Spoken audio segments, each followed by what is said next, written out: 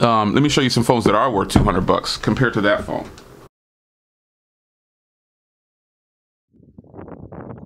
All right, guys, so here's video from the Umidigi One Max. And I've been playing around with this camera for the last 3 days. And the camera software straight up is horrible, man. It's pretty bad, man. And then this is the footage that you get. Now, a lot of people instantly say you need to install a different camera app. Well, the reason I don't do that on a lot of phones is because it takes away from what the customer is going to get when they first open the box and start using this device. So, or any device that I'm reviewing. So when I look at this through the viewfinder, it looks horrible. But maybe when I get it on the computer and watch it with you, it'll look better. It'll sound good. Who knows? This is the same bushes that I like to shoot because they have a lot of colors and it's vibrant, punchy. But I had to give you an extended look at this camera because as beautiful as this phone is, it performs fantastic for what it is. You know, under 200 bucks, this is a really nice put together piece of hardware. It's got facial recognition, wireless charging, fingerprint reader, and the power button on the side. I mean, it's beautiful carbon fiber one that I got, and also has a twilight color. It's just weird that they chose this crappy software for the camera. And remember, I've reviewed Umidigi phones before, and the cameras haven't been this bad, in my opinion. I'm saying this bad because I'm looking at it right now, and it just doesn't look too impressive. But that's my honest opinion, because it's sad because I like everything else about this phone. And I just wouldn't use this phone for photos and videos. Just wouldn't do it. Choosing 1080p, as you can see, and this is what you get. Now, again, I'm looking at it through the viewfinder, and it looks pretty bad, but we'll see how this is on the final touches. All right, so the front camera actually doesn't look too bad, in my opinion. I think it actually looks really, really solid, man.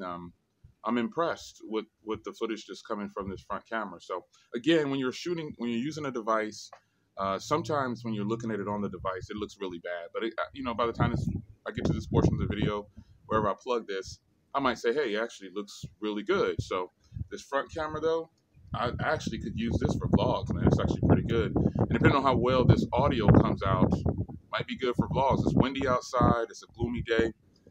And with not a lot of sunshine, you get the true colors. And when I'm looking through the viewfinder, this is all accurate, folks. This is top quality front camera vlogging. Yeah, I'm feeling this. All right, guys, welcome back to another video. It's your man Jay, and this is a follow-up video, a complete 48 hours rolling into 72 hours with this Umidigi One Max. So as you can see, I wanted to start with the cameras because that is the only thing that I found about this phone that I just don't like.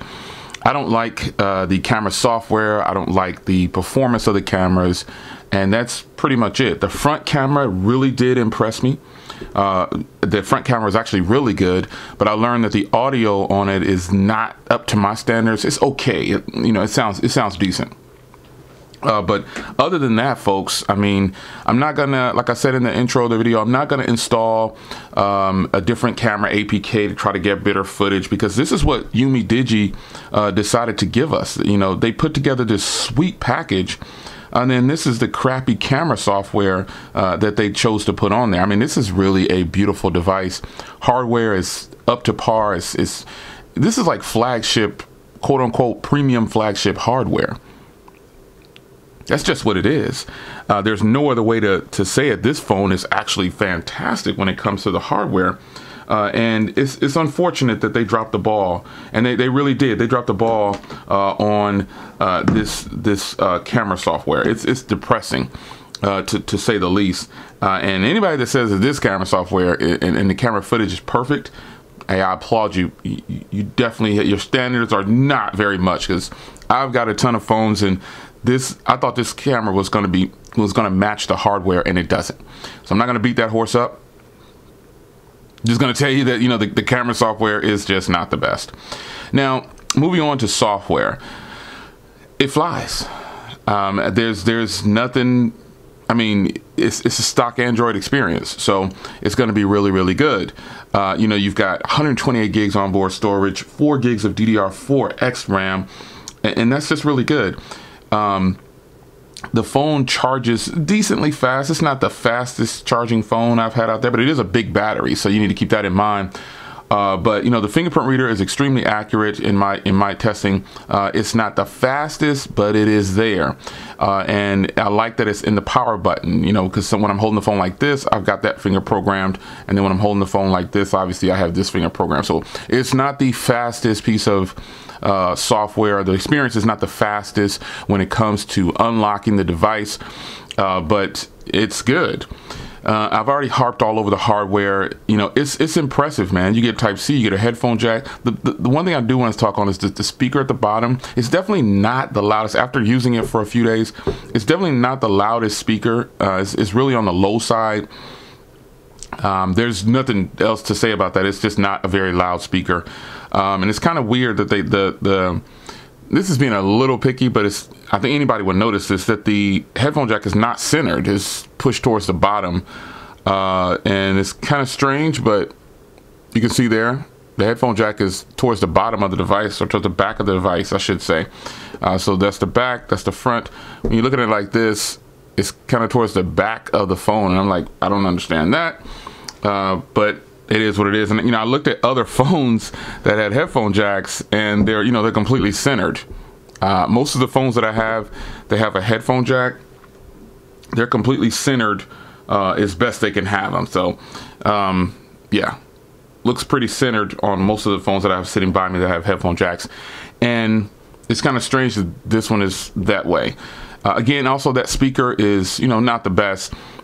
You know, but you know, overall, this is still a premium piece of hardware, and you know, it's got NFC. It says dual speaker, but I've yet to experience that. I just don't think so. It's kind of weird on their specs. When you read the spec sheet, it says dual speaker and NFC. I just don't see it. I don't think so. I'm not that impressed with this. And if it is there, I'm just not that impressed with it. Coming from phones like this, who have fantastic dual speakers, it's very difficult to match, you know. Actually, almost all the phones I have dual speakers now. You know, the Beast has dual speakers. The Note 9 has dual speakers. The iPhones has dual speakers.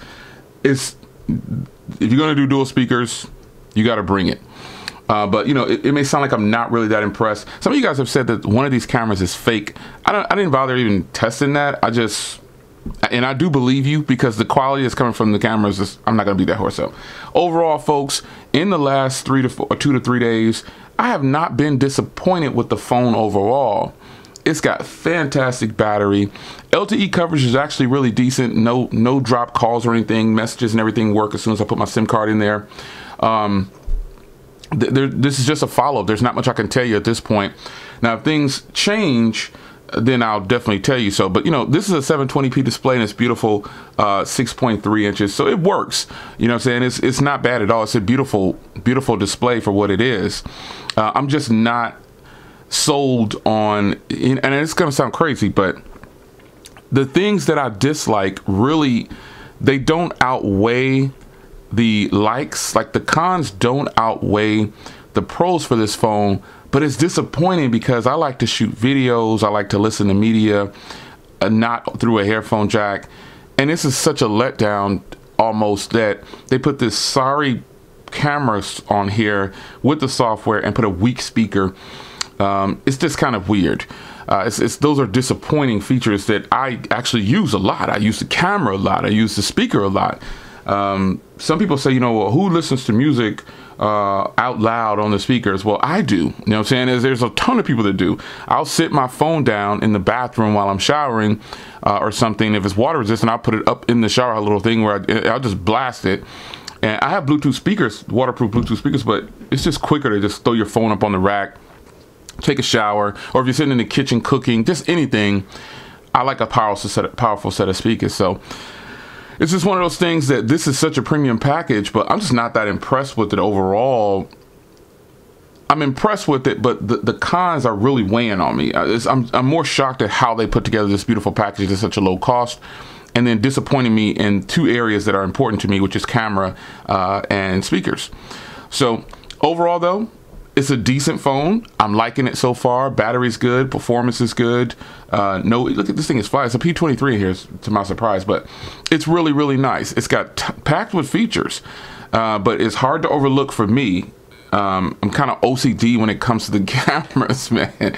So it's your man Jay, man. No, I'm gonna go here because if I don't, I'm not gonna have too many other good things to say about this phone. It's your man.